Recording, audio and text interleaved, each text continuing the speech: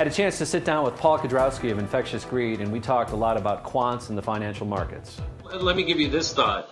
With all the TARP money being paid back by the large banks and big bonuses being paid out and the fight going on about that, do you think, I kind of look at it from a positive standpoint also, instead of trying to, talk about what was, and do you think this is somewhat of a golden parachute for these banks? It's kind of the last hurrah, if you will. They're going to, the shift in wealth is going to happen via this mechanism of these payouts and these bonuses. And then these guys that are getting this money are again, this is the way I'm looking at it. Maybe they're going to go back out and establish themselves as a new VC, a new private equity deal, and start, putting that money back into the game, into new businesses. And as opposed to, again, it's kind of a transformation of the existing companies, the existing VCs. Right. Do you see that as a possibility and as a good thing? Oh, absolutely. I mean, I'm no, sort of Panglossian about this sort of thing where it's all going to turn out well and everything's perfect and the market's functioning wonderfully. But by the same token, I see some really positive changes that are coming. One of my favorite data points was, I always like to ask people what was the most successful year in the 20th century in which to create a bank? If you were going to go out and randomly throw a dart at the markets and create a bank that year, when should you have done it?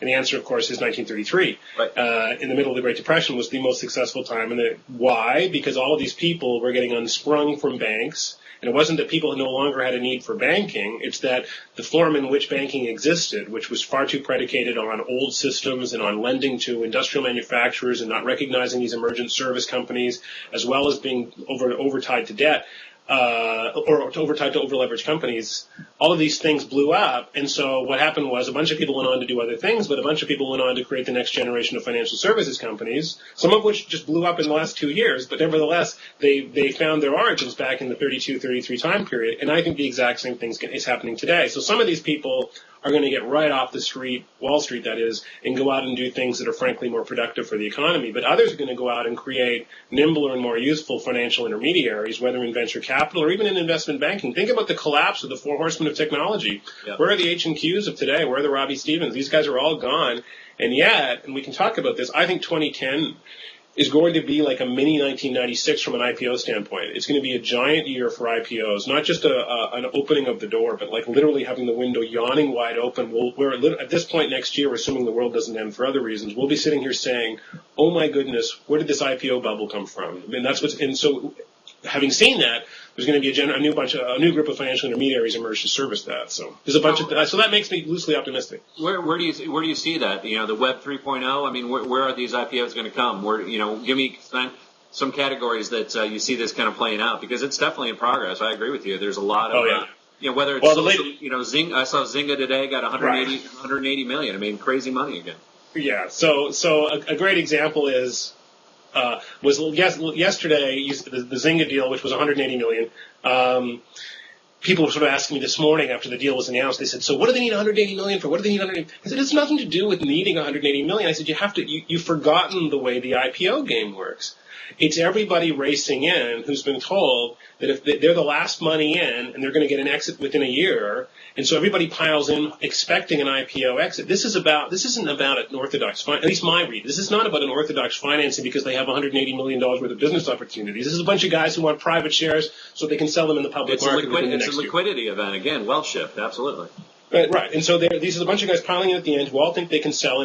So if you're trying to read the tea leaves of what's likely to happen in 2010, the Zynga financing yesterday was a great data point, because what it tells you is that bankers, VCs, and companies realize that there's going to be a window open up in just yawning 1996 kind of fashion for stuff to come out. So what kind of stuff? So Zynga's a good example. So these sort of next generation mobile gaming companies that are surprisingly, I mean, I haven't seen their numbers lately, but last I recall seeing was something like $150 million in revenues for these guys.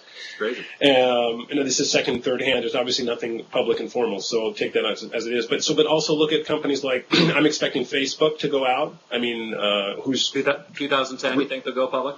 2010 to go public. That's my expectation. And so I've actually argued that Facebook will be kind of a Netscape moment. It could be Zynga that's a Netscape moment. And what is a Netscape moment? A Netscape moment is when people forget how the IPO markets work because it's been so long since we've had an IPO market. And the way it works is that it's not that you have this sort of steady flow of things going public and it's orderly. It's not orderly. What happens is there's something goes out, surprises people with its performance, and everyone says to their bankers, "Give me more of those. Right. I need one of those. Can you find me more of those? Get some more of those public." And of course, bankers are nothing if not obliging when it comes to getting people more of those. They'll find those wherever they can find them. And so what's required is there has to be a Netscape moment, this kind of emblematic company that goes out and is successful and is recognized as being successful. There has to be more of those companies like that. And of course, the answer is, are there more advertising-driven, social networky kinds of companies that actually have far more revenues than people expect? Are there more mobile gaming companies that have more revenues than people expect? Are there a bunch of these companies out there, some high quality, some less so?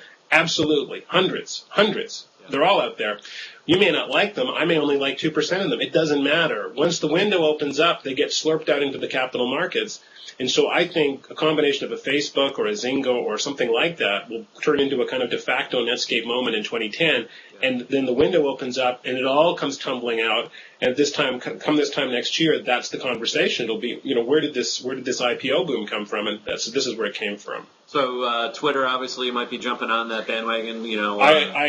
I absolutely, if not 2010, 2011. That was Paul Kudrowski of Infectious Greed, a great business blog. When we come back to the trading desk, Dave and I will have our fantasy finance picks of the week.